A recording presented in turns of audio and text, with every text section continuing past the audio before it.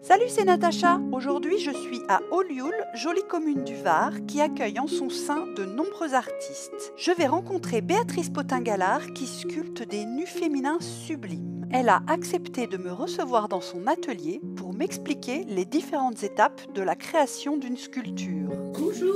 Bonjour Béatrice. Merci de nous accueillir dans ton atelier. Ça fait toujours plaisir.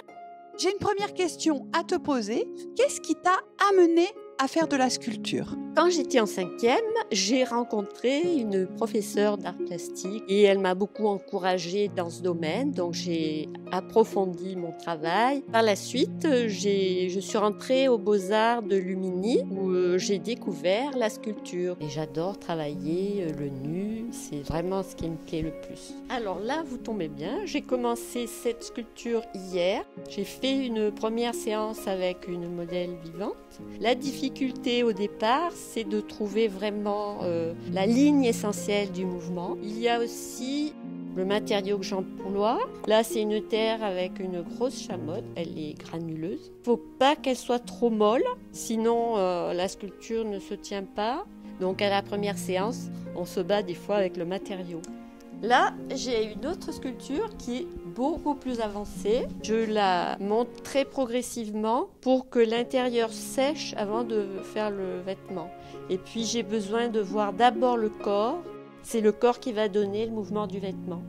Là, vous avez l'étape presque finale. C'est une sculpture beaucoup plus petite. Donc, j'ai employé une terre avec une chamotte très très fine. Je suis dans la finition. Alors, la difficulté, c'est les toutes petites choses. J'ai des outils minuscules et je travaille avec des micro morceaux de terre. Et j'utilise souvent un miroir que je mets en face de la sculpture. Et comme ça, les défauts que j'ai faits se voient à l'envers.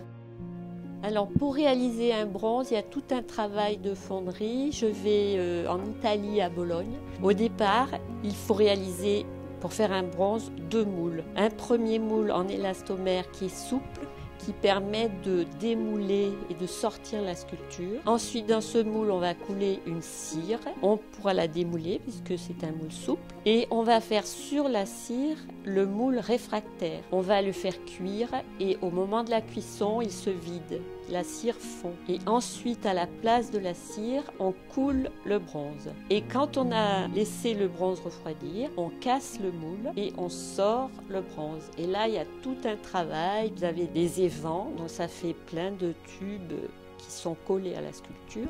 Il faut les couper et ciseler pour qu'on ne voit plus du tout les traces du moulage. Vous avez plein de patines possibles.